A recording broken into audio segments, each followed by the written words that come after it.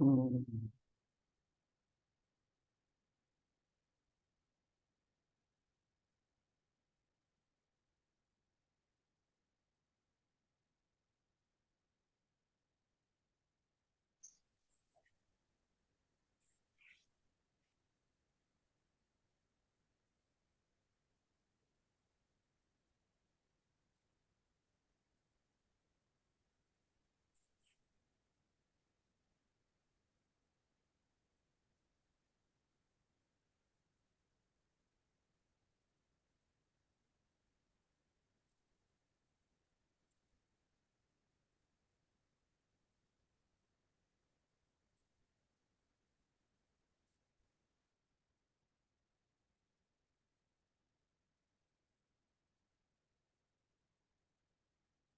You hear me, Martin?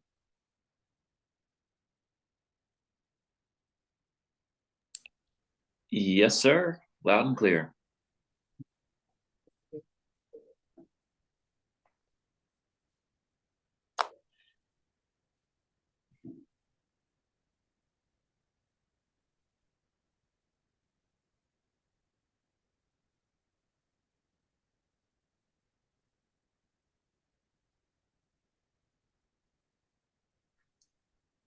Did you guys get any wind last night? We had quite a bit down here.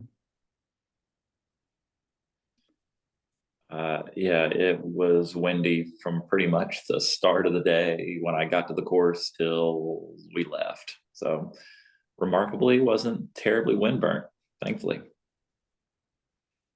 We had sure that's the right screen. We had a high school match yesterday, high school scrimmage, and Ooh. one of the schools to be unnamed, their administrator canceled their participation because of the wind. Mm.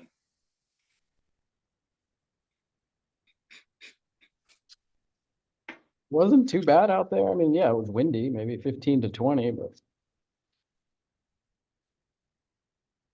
I'm not sure.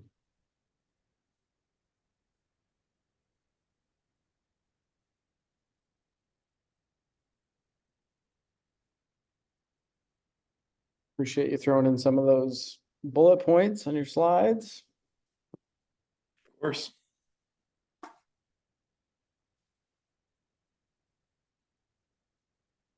Mr. Bowers is in attendance or at the course or He is at the course and he is should be starting a lesson before long.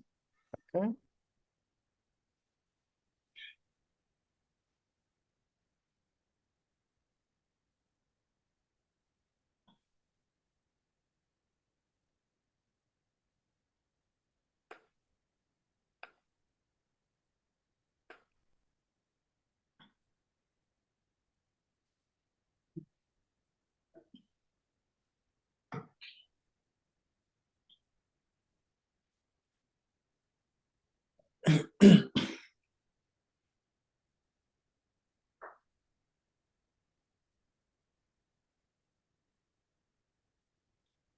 I've lost the menu.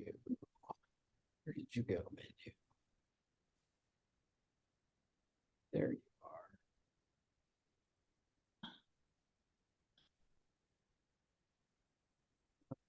are. Down here.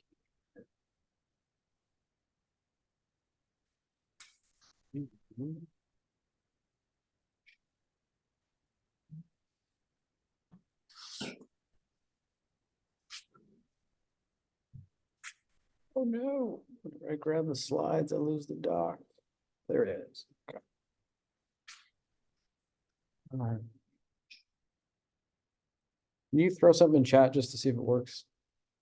Sure. Maybe a interesting quiz question for the day that you think you can stump me on.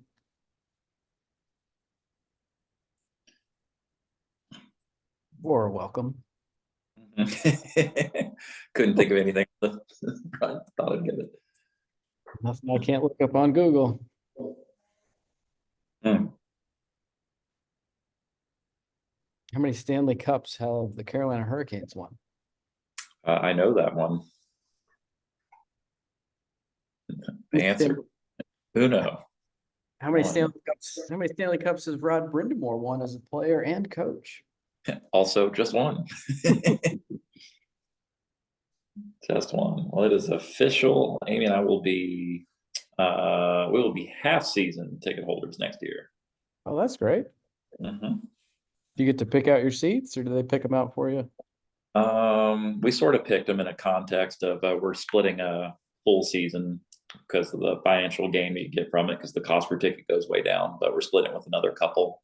Oh, that's probably a good idea. Mhm. How many home games? It'll end up being 22 home games. So they have 44 total. Yep, It's a lot of home games. I know. That's why also a half season works for us too. Yeah, that'd be tough to get to that many home games. Mhm.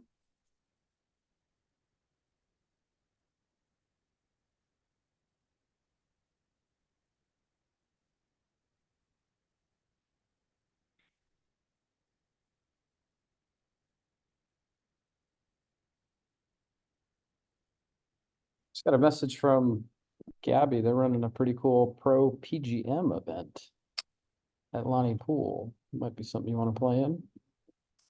They had talked about that where it's going to be a professional and, 2, 3 PGMers, or like 2 professionals, 2 PGMers as a industry thing.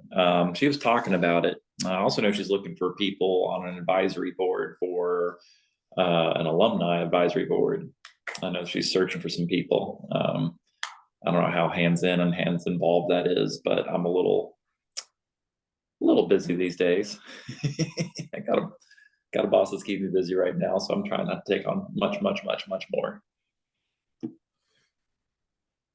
I know AJ's pretty demanding. Right. Got a handful of folks in here. Thank you for joining us on a Thursday in February. We'll get going right on time in 2 minutes. See some familiar names on there. Hopefully everybody's getting ready for the spring season. We got Masters coming up, warm weather coming. Should be an interesting year. Martin, you got a pick for, I lose the menu again. You go, menu. You got a pick for the Masters this year, Martin? I'm gonna keep knocking on the door of Victor Hovland, see if he can finally pull one off. He's been close numerous times. Okay. I got a couple of folks from the Northeast to see Liam on there. Visited Liam last summer. Runs a cool program up in the Northeast. Cool. We like cool programs. Yeah, he was great. High energy, great with the kids. I need to get the coffee that he's drinking. Mhm.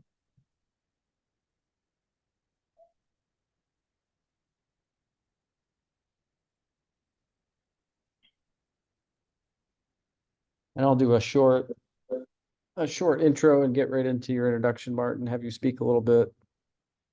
Then I'll do a short intro with the slide, and then we'll get right to it. Perfect. I found over the years when we do these with 2 people, it's really helpful to get both people talking in the first few minutes versus just one person droning on for 10 minutes.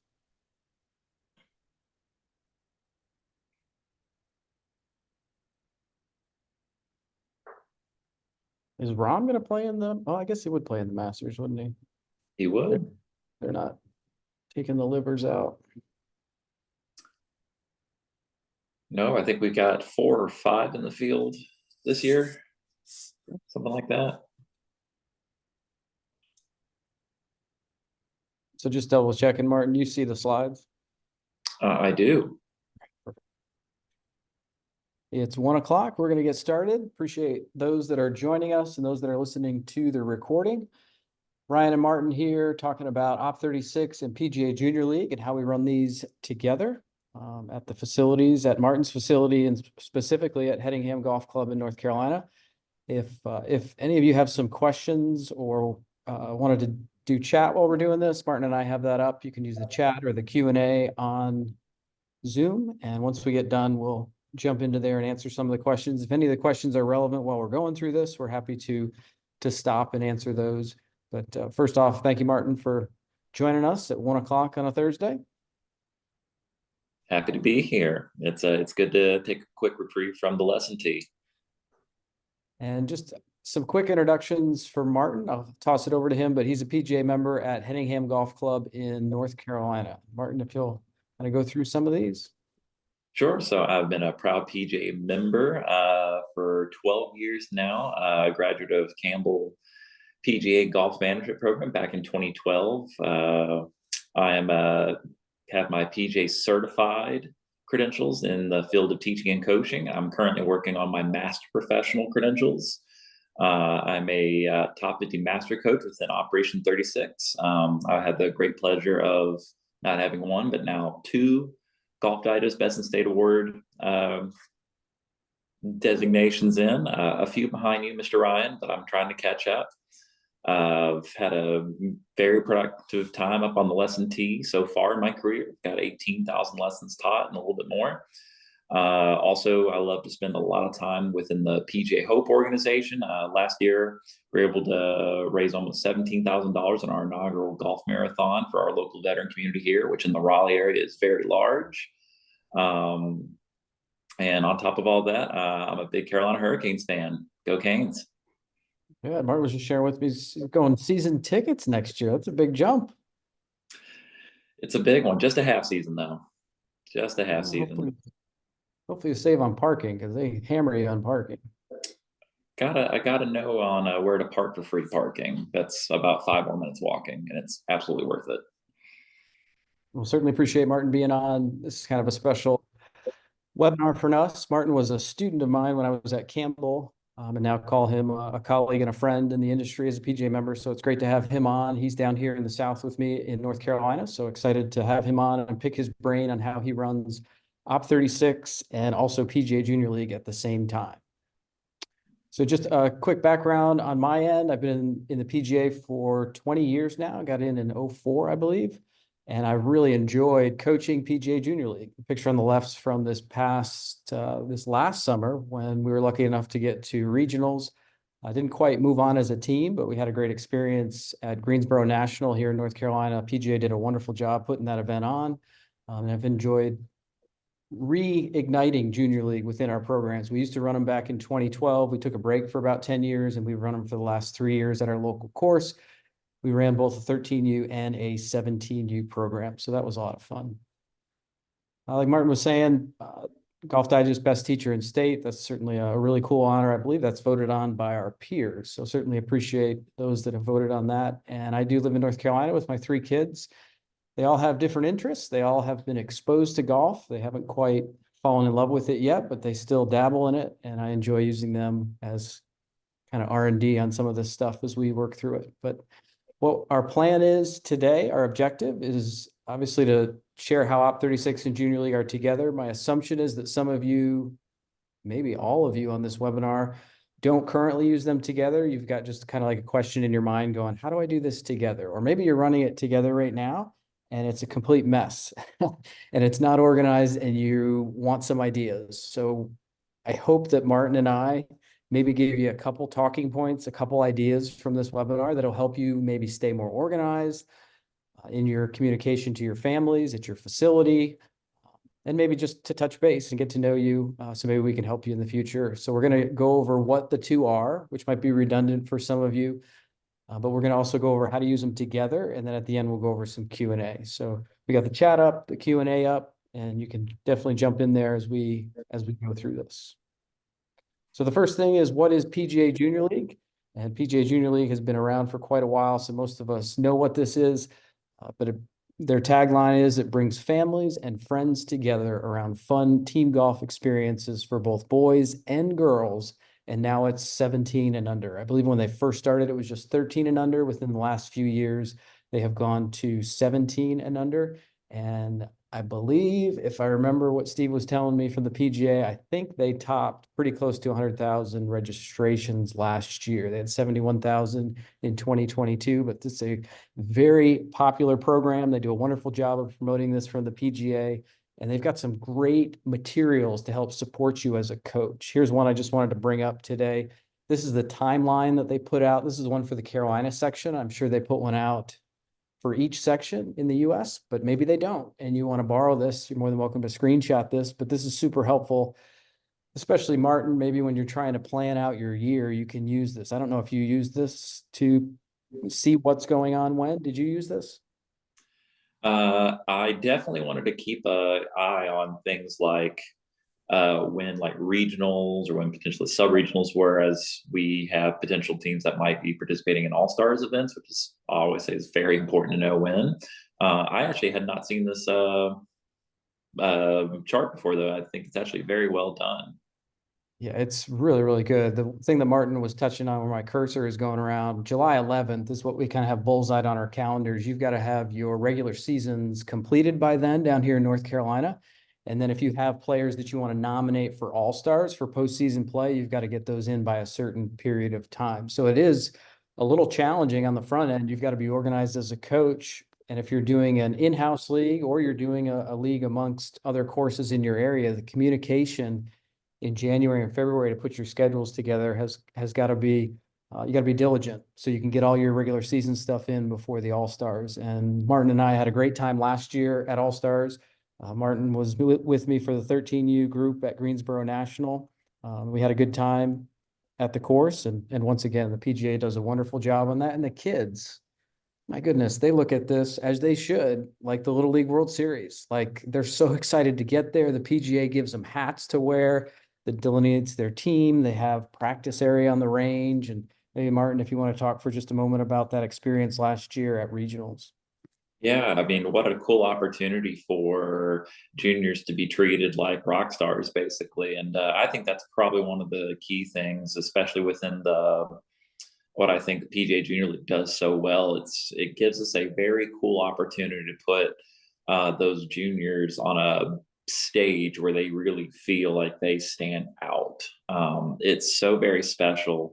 I know when we arrived for regionals here for the Carolinas there at Greensboro, being able to pull in big banners, big registration table, all the special areas for the players to be, everything set in. What a really, really cool special thing. I know I felt special even as a coach. It really, really was incredibly well done. To all the people who were involved in getting our set, it was wonderful. And we'll talk a little bit more about that in a couple slides, but that's basically the gist of PGA Junior League. It's a team aspect. You and a partner are together, or two partners. You're playing a scramble, 9 holes. At regionals, you're doing it stroke play, trying to get the lowest score. When you're playing locally, it's match play for flags. And if anybody has any questions on that, certainly pop them into Q&A. The webinar chat you can, or if you go on the Junior League website, they do a wonderful job. They got some great videos on there as well that will help you educate you on PGA Junior League. So just a couple slides on Op 36. Op 36 is a program for beginner golfers, both adults and juniors, to get them from their first round of golf to playing on the tee box. And we're fortunate enough that as of this morning, we're at over 800 locations around the world in 15 different countries, with over 150,000 participants. And the interesting thing to us that we didn't set out to do is of the 150,000 participants around the world, 50% of those are adults. You can see the picture on the right side. That's actually Martin's assistant coach, Kyle Bowers, with a mom, it looks like, at the facility. We did not set out to be an adult program. We started out as a junior program, and then the moms especially came over and said, hey, I want to learn the game of golf this way. So it's been interesting to watch how the adult program has taken off. They really enjoy starting closer to the hole to get some confidence and to shoot some lower scores.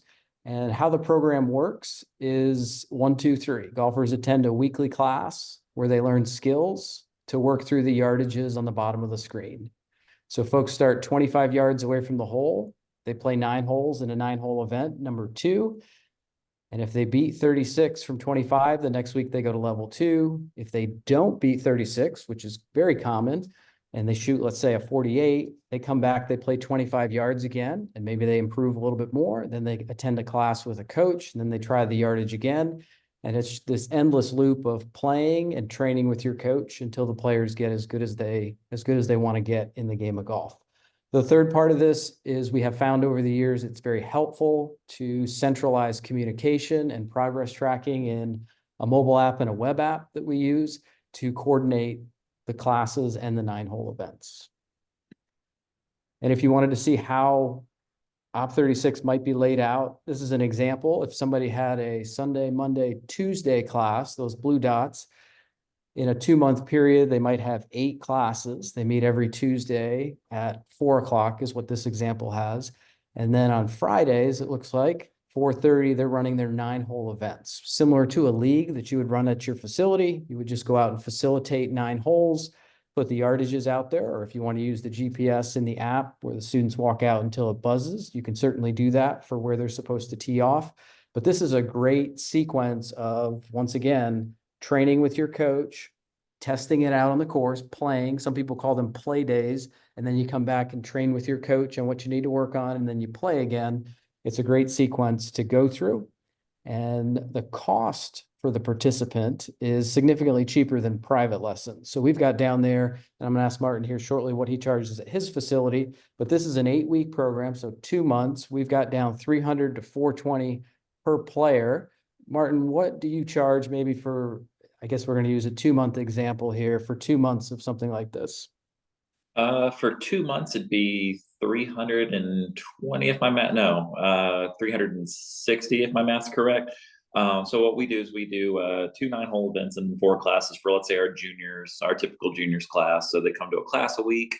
They do their 2 9-hole events. It comes out to $32.50 per experience is what it ends up coming out to being. If you broke it down that way or looked at it that way, which is often how I'd communicate it to parents, versus, say my hourly rate for a junior, which is, 120 an hour. So it's a really, really awesome way to get kiddos involved. We love it. So this one is accurate, 300 to 420 a participant. And then coaches, if you've got 6 in a class or 12 with an assistant, you're looking at bringing in 150 to 360 an hour, depending on what you charge at your facility. And we highly recommend doing some research in your area to figure out what karate is charging, what gymnastics is charging, what dance is charging, to find the rate that works in your area, because that's always a question. No matter what price point you put out there, folks always ask, well, why is it this? Why is it so much? Is something what we hear a lot. And the best response we found over the years is, we're $340 for 2 months or $170 a month. Why? Because karate is $200 a month in our area, because gymnastics is $250 a month in our area. And to have another sport or hobby that you can compare to is super helpful when you get in discussions with parents. All right, moving on to section 2, which is probably the main piece that folks are jumping on this webinar to learn about, is how to use them together. So we got a picture of the Junior League team on the top, and then we got a picture of one of our coaches down here with a student who just advanced to a new yardage. They beat 36 in a Operation 36 event.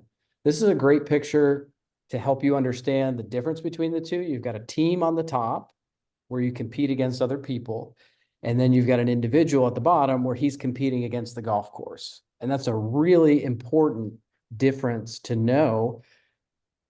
I want to throw this to Martin because he's coaching on a regular basis. Why is that helpful as a coach to be aware of, the difference between competing against yourself and competing against others, Martin?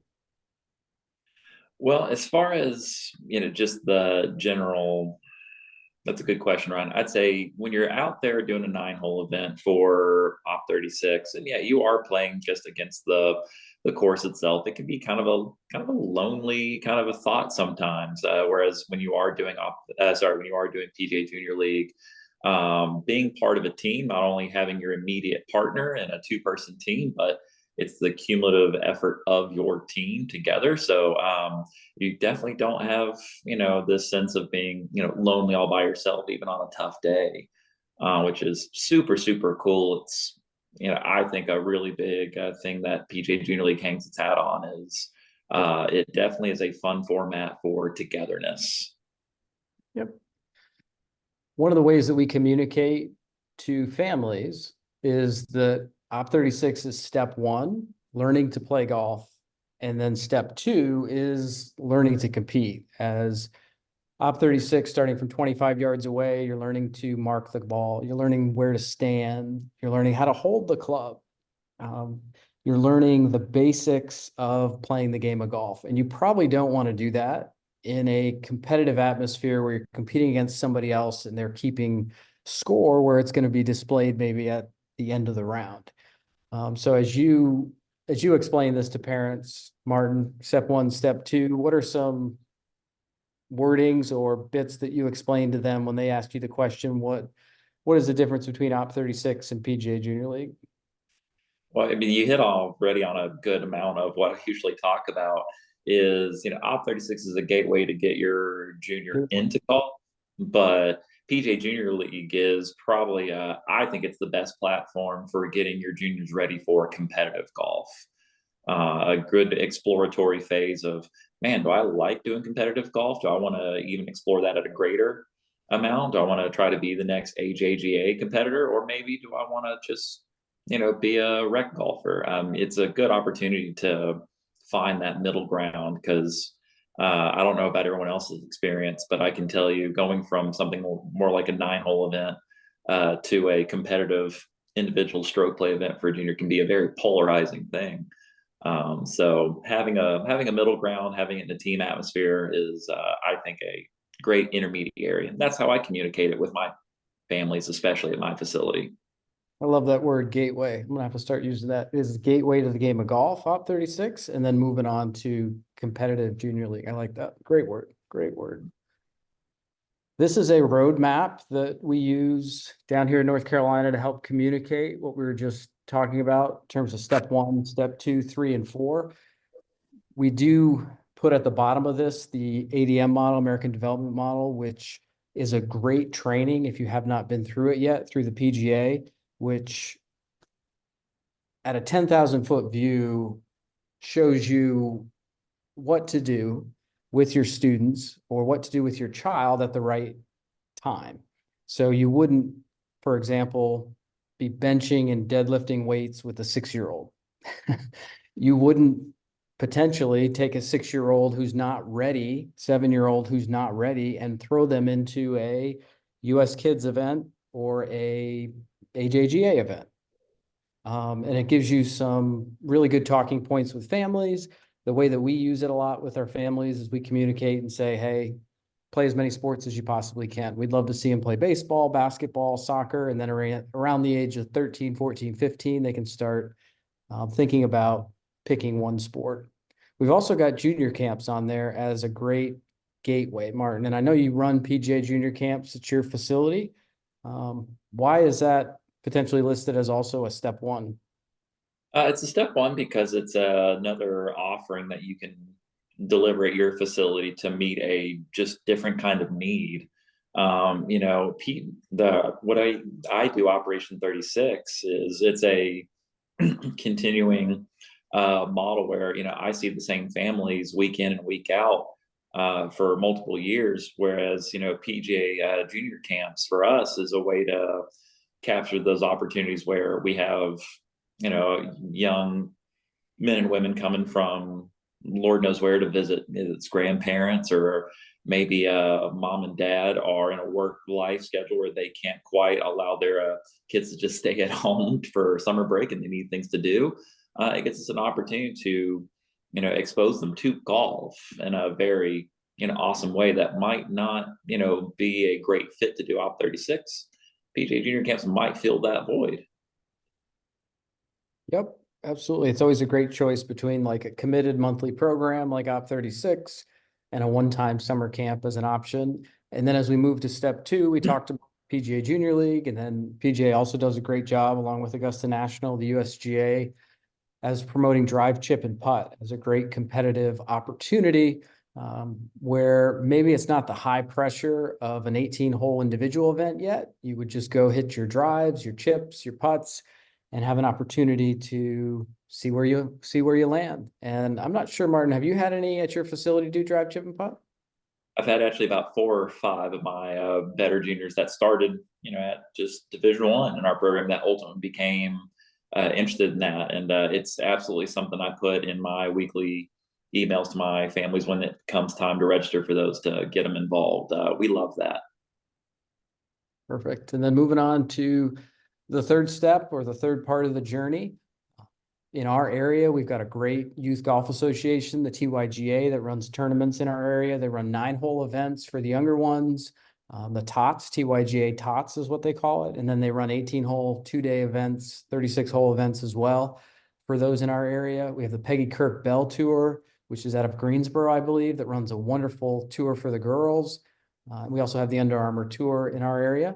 We have middle school and high school golf teams. If you're in the Northeast or you're out west or you're south, I'm sure you have some golf associations in your area, a nonprofit like TYGA, or Peggy Kirk Bell, or maybe Under Armour. This is a great way for somebody to graduate from junior league where they have the support of the team. And as Martin said earlier, when you get into an individual event where you're putting down your score on every single hole and you're competing against somebody else individually, that's a higher level of stress.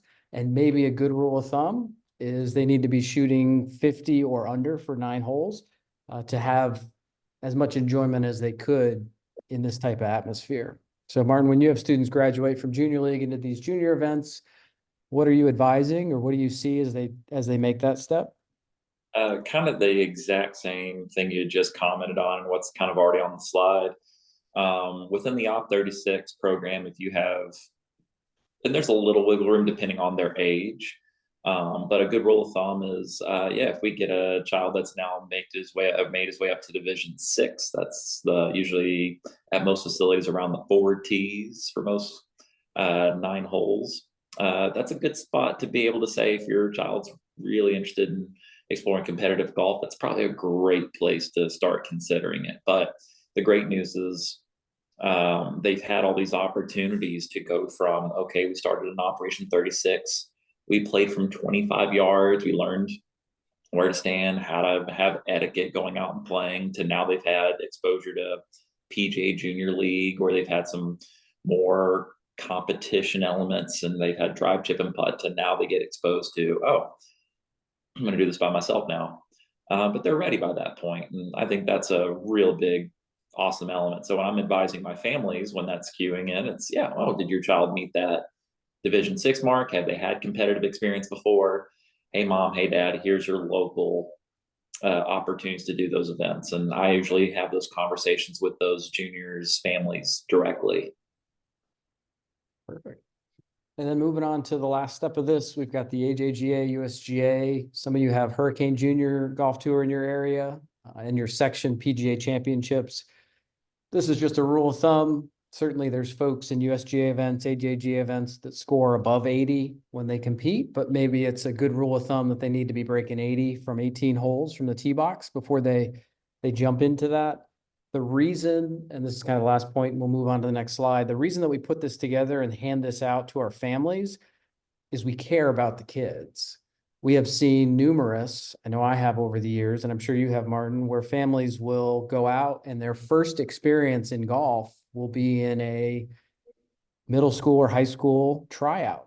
And they'll come back after shooting an extremely high score in tryouts and be somewhat traumatized. And the parents will be like, can you please help us? We put them in this tryout. They didn't have a good time. They don't even want to play. Can you help us?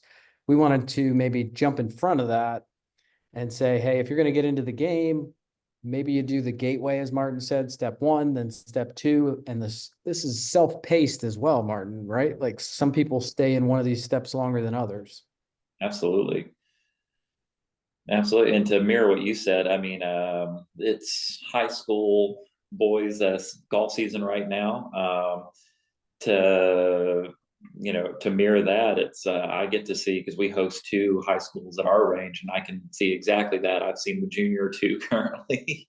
Right now I see them every day, Monday through Friday, where it's, here's a junior that definitely I applaud them for all the bravery that they have to get out there and put themselves out there, but probably aren't going to break 60 off their own score for 9 holes, probably are very, very new to the game. And wow, that's got to be very difficult in. So these little intermediary steps, these gateway steps that we can have to help prevent those experiences is ideal.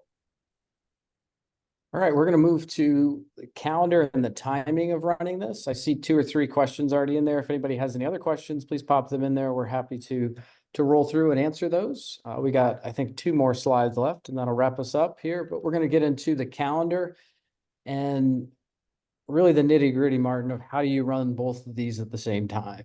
So the first thing that we'll go over is Op36. On the screen, we've got it running 12 months out of the year, which is, for some folks looking at this going, oh my goodness, I'm in the Northeast, there's snow on the ground. Like, maybe the question for you, Martin, is how in the world do you run this thing 12 months out of the year? Well, we're very fortunate. We live in a very temperate climate where we can be afforded that off of just the first element there alone, which is weather. And then two is, I'm in a position where I do teach full time as well. I do recognize that we get facilities um, where it's, because of resources or because of weather, sometimes they don't always run that. But I run it the exact same way I would treat it. I don't know about anybody else maybe in there. I grew up doing music lessons growing up. It's something I did every week consistently throughout. We want this to be continued learning throughout all the seasons. And so for me, I designate out those 1 or 2 hours a day for 5, 6 days a week to host those programs. They certainly don't take up the majority of my work day, except for possibly on when I'm running 9-hole events. But yeah, that's kind of the whole idea. We're just taking small little pieces of a day to be able to host those classes, and those juniors and families come and see you. For me, it's all year round. And families are able to maybe join your program in the spring, take the summer and fall off, come back in the next spring. Like, they don't have to commit to the entire year, do they? Oh, absolutely. The way that we do our system is we have it where we have our family set up on recurring billing where they can show up, but we get it very often.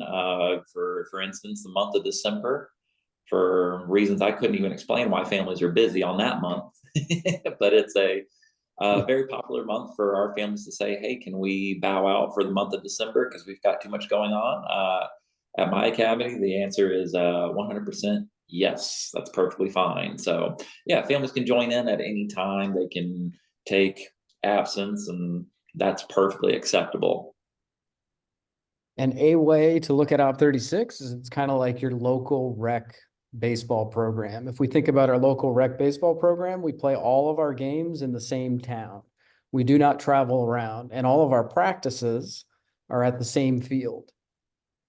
If we look at PGA Junior League, it's offered most of the time in the summer, early fall. I know some folks offer it at different times of year, but that's when most of it is offered. And then the national championship is August and September. It could be viewed as travel baseball Division III. And some of you that have been part of travel baseball, Division I is pretty intense. Like 2, 3 tournaments, could be 4 tournaments a month. You're traveling all over the country. The reason I put Division III, we have 3 divisions in North Carolina, travel baseball. Division III, we typically play 1 tournament a month, and we're not really traveling a long distance. We might be traveling within a 50-mile radius. And Junior League reminds us of Division III travel baseball. It's really fun. You get uniforms, you get to travel a little bit to different golf courses, but you're not traveling 5 hours across the state. You're not spending a night in a hotel room. You're just going, playing for the day, and maybe coming back and then driving up the next day. So I know I have used that as an example, rec baseball and travel baseball. And I know Martin and I have talked about the differences between the two in terms of explaining it, but hopefully this graphic of Op36 can be run throughout the year. Junior League is offered more in the spring, summer, with the national championship in the fall. Martin, I see a couple other questions jumping in there. What do your families do that are in Op36 and they're also in Junior League? Do they go at the same time, or do they drop out of Op36 while they're in Junior League and then come back? Maybe if you could comment on that. Certainly, the answer is you could see both scenarios. Within my team this year, I actually have them all participating at the same time. When I build my schedules and knowing that PGA Junior League's around the corner, I actually have a held practice time that doesn't have a conflict with other Operation 36 regular classes. And I definitely, when I make my 9-hole event schedules, I try to make sure that they don't have any conflicts with PGA Junior League schedules. So you certainly can do both. Have I had instances where I've had families decide that they would rather focus on one and not the other? I've seen that, and certainly that's very possible. And kind of like we mentioned earlier, with having the flexibility within how I run a year-round program, if a family wants to take 2 months off so they can focus more on the PGA Junior League activities and then resume their normal Op 36 activities, it's possible and certainly doable. But I'm fortunate enough. I have some very dedicated kids, and they're excited about playing, and they do both. They often do both.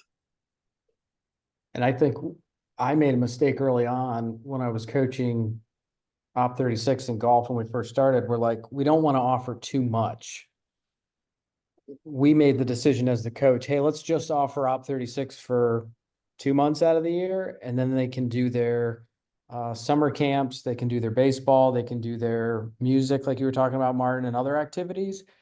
But then we got to a point where there were a handful of kids that were like, why are we stopping? Like, I love this. I want to keep doing this. So then we expanded to a point where now we probably offer too much, maybe, but then the parents and the kids can pick and choose how much they want to do. And Martin, as you said, you got a handful of kids that just eat it up and they want to do both. They want to do junior league, they want to do Op 36. I guess my follow-up question to that would be, if they're in an Op 36 class with you on Tuesday afternoon or Wednesday afternoon, they're coming to the junior league practice as well, right? Yeah, they generally do. And that's kind of the beauty of kind of how we run things, and how we really have incorporated PGA Junior League into our program here at Henningham. Is we want this opportunity for the families that want to do both. It's an option. For those who want to focus on one, that's an option, and that goes even beyond just Op 36 and PGA Junior League. That's just all activities combined. One of the most common questions I get from parents who are considering joining my facility is, how long do I have to sign up because little Timmy or Tina have this and that program, or we've got to be gone for 2 months over the summer because we're traveling overseas? How much money do I have to, waste because we won't be able to use it because of how many commitments? And we get to be the hero in that conversation and say, you can do what you like. So, long story short, we love it for being able to offer all these options because every family situation is different. And poising yourself to being flexible for the families that want to do more or do less than is, I think, a really good position to be in. Perfect. So just a couple slides here to end. How do I sign up for Junior League as a coach? There's a QR code there. You can go to the website. It's pretty easy to do. Junior League does a wonderful job with their regional, I'm not sure if they're called consultants. I know Frank Maynard does a wonderful job here in the Carolina section at helping Martin and I and all of our coaches get going. If you have any hiccups as a coach and signing up, just contact your section office and they'd be more than happy to help. They do a wonderful job of that, and signing up is a breeze. It is not too late. Today's February 29th. You've got to get on the ball if you do want to do it this year, especially down here in the Southeast, but you definitely do have time to still sign up for that as a coach. In terms of Op 36, you can scan that QR code if you'd like. We'd be happy to go through a short demo with you on Op 36 on how you might be able to incorporate that at your facility to run. We're happy to help with the marketing and the filling of your program. And once again, we're blown away that Op 36 that started out as a junior program has now turned into a holistic beginner program, both adults and juniors enjoying it. There's some facilities that are running father-son programs, mother-daughter programs, which is really cool to see, where they both participate in the classes and the 9-hole events together, which is great to see how that organically has grown. Okay, we're going to spend a few minutes on Q&A. I think that was perfect timing there, just about 30 minutes. One of the things I wanted to touch on that we didn't get a chance to touch on, Martin, is there's a type of student that we coach as junior coaches that I think of the boy that you're coaching that committed to Richmond. They're very good players, and they play in junior tournaments. They get invited to regional tournaments. They're probably not for junior league, right? They're not the, I guess, prime candidate for junior league, would you say? That's a good question. I would certainly say I wouldn't spell out to say that they can't participate in it. I Sure. generally would agree. Um, it's a form of competition. It's a wonderful way to spend time with people. Are there going to be like the junior who that I did send over to Richmond? Would he have enjoyed PGA Junior League? Probably, absolutely so. Yep. But I certainly don't deter those participants if they'd like to participate. But I focus it more on an opportunity to, once again, really allow those juniors who are getting into golf to work their way up into the competitive scene more than the other way around. But once again, it's a wonderful program for all, but I focus it more on the juniors, like I said, trying to get started. And junior league fills a huge gap that we've had in the industry over the years. All of us have 3 or 4 kids at our facility that are just gung ho in junior golf. They're very good players. They play in junior events. They do very well and they go on to play in college. But what about the other kids? What opportunities do they have? And junior league does a wonderful job of taking the kids that love the game of golf, have a little bit of skill, puts them into a team competitive environment. And those that end up being pretty good, Martin, you invite them to the all-star team or all-star tryouts. Maybe you can talk through your process at your facility. I know you had a couple great families that were on our all-star teams. Talk through how you chose those particular students. It might not have been all about skill. It might have been about something else, but I know when they came to practice, they were so excited to be called all-star players. Absolutely. I mean, skill absolutely can play a factor in that. We want them to be able to go out and be able to feel comfortable in a competitive environment against other competitive juniors. But at the same time, what a very great opportunity to recognize those juniors who are grinding it out on the range before and after practices, who stay late to hit golf balls. One of the nominees I chose for my all-star team is a junior that I can set my watch to it. He comes to class at least once a week and always has a large bucket of golf balls stowed away because usually the shop closes after we get done with class. So he stows himself a large bucket to go hit on the range afterwards and will hit until he can't see the ball anymore. But those are the kinds of families, though, that we want to recognize and celebrate those juniors, just not for their ability, but for their passion as well. And I think that's just as much of making of an all-star as their straight up ability. And as coaches, we're really trying to spark their passion and interest in the game. And one thing that I try to share with coaches all the time is that if you can get them in an environment where there's some players that are a little bit better than them and some players that might not be as experienced as they are, social comparison theory states that this is the richest moment for them to fall in love with something. So if you can have your all-star team and you have players there where they can look around and go, wow, so-and-so is a little bit better than me. I'm better than so-and-so. That is a wonderful experience. I remember that one kid that you sent down, Johnny. He was fantastic on our junior league team. And I remember him making that comment to me in Greensboro. He's like, man, there's a lot of good kids around here. And I was like, Johnny, you're pretty good too. And I could just see it in his eyes. He loved it. You remember, he's a great kid. The Morant family are wonderful people. Love those.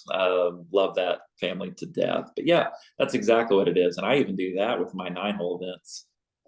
Is when I try to do pairings with the juniors is the exact same thing. But no, it's exactly what you just said, Ryan. It's a wonderful time to allow kids to have that comparison thing, understand things that they see. Oh, I'm doing this relatively well, or oh, I can get better at this. That's powerful. Yeah, we're always trying for that moment that they look in the mirror in the morning and say, I can do this. And this is a wonderful opportunity for them to be able to do that. Martin and I are a little bit biased, but we went all out with our all-star team. We had a beautiful picture taken. We put frames together for the families. We wrote notes to them afterwards. We gave them a picture, and I'm sure a lot of those kids are hanging that picture of the team up in their room. So I encourage you to do that if you do have an opportunity for your regular season team or even your all-star team, because for many of these kids, this is the big time for them. Mhm. Okay, a couple questions here, Martin. I'm gonna tee up on one of them. We got a couple more as well. Okay, let me start with this one. I'll direct this to you, Martin. What would you say are the prerequisites for a PGA Junior League participant when it comes to skill level? I've heard some facilities use the OP36 yardages to help determine a student's readiness. Would you recommend this or something else? Oh, good question. So I would definitely say within the OP36 divisions world, for those of you familiar, I'm going to recommend juniors be at Division 3. That's being able to, that means you have passed being able to shoot a score of 36 from both 25 yards and 50 yards. If you're hitting the ball around where you can take a full swing and get it around the green at 100 yards, with the way that PGA Junior League sets up their yardages by comparison, you're going to have a junior who can be definitely able and competitive to get around the golf course, either by not just skill, but maybe just by physical strength. That's kind of how I would look at that as a comparison question. That's a wonderful question. And certainly when I send out offers to my families, I definitely make that the initial requirement. And it's not that I won't consider it. And I actually put that in my email. If you're less than that, would you be considered? Yes. But I certainly don't want a situation where you might have a very young, underdeveloped junior who really needs to get better fundamentals under their belt to continue to keep developing before doing junior league. Perfect. Thank you, sir. I got one other one I want to tee up to you.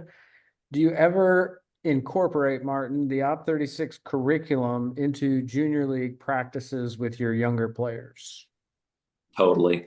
Most of what we do within the OP36 curriculum is just generally decent foundations for playing good golf that, they're usually just very deconstructed or very simplified ways that, I do my professional golf instruction to perfectly, able-bodied adults. So absolutely, 100% totally would do some of the curriculum stuff and often do. Perfect. We have the All-Star. Thank you, Mike, for putting that in there, Mike Aldrich, for the All-Star, which got Martin and I talking about that. Can you see the possible pictures? I think that's it. Maybe Martin, the last thing for us to just go into a little bit of detail and then we'll sign off is just the national championship. Just talking for a few minutes about that for PGA Junior League. They do a wonderful job, very similar to the Little League World Series, where they offer an opportunity for a team, if they do well enough at regionals, to move on. And not many teams advance, but maybe Martin, if you can talk about the excitement of being able to compete to try to do that, even though our teams didn't and other teams didn't, it seemed like there was a renewed sense of energy in practices and excitement because they had the opportunity to compete for that. Absolutely. What was kind of interesting is, from my facility, I had two juniors able to participate that I would say in the months after regionals, even though we didn't qualify for nationals, they probably had more enthusiasm to work on their own games, um, to continue to just be as involved in golf as ever. Um, we've said it multiple times on this call now. It's like, the experience is everything. It's not always about the winning and the losing. Winning is fun, as we all know, but PGA Junior League, especially when you get to those all-star opportunities, is such a great way to capitalize on the recognizing those juniors who have put in the effort to want to become great golfers, better golfers, elevated golfers. Yep. And we had the same thing down at our facility, kind of building up to it. I had the most swings sent to me via text. Hey, Coach Ryan, how's my swing look? Hey, what do I need to work on? I'm excited about this coming up the next week. And then when we were at the event, it was so much fun, and having the meals together. I don't know. I always think the meals are some of the funnest parts of being on a team. I remember on the hockey team and the basketball teams that I were on, Junior League gave us an opportunity as a group to go out to eat together. And you have the parents at one table, you have the kids at one table, and many times those memories on the golf course might not be remembered, but the ones off the golf course are really remembered, especially if you ask like these professional athletes when they retire 5 years later, what do they miss the most? It's the camaraderie in the locker room, the meals with the team, and Junior League gives you an opportunity to do that, which is absolutely fantastic. Okay, Absolutely. as we wrap up, Martin, anything else that we missed or anything else you want to emphasize or touch on as we sign off? No, I think we've covered it as good as I could have done it. So Okay, perfect. Well, I appreciate you being on as a guest, Martin. Thank you for jumping on in the afternoon. Best of luck to you this year in both your Op 36 and Junior League programs. thanks, Ryan. All right, signing off. Thank you, everybody. This will be recorded and sent to you. Appreciate it. Have a great year in golf, and it should be a lot of fun. Take care.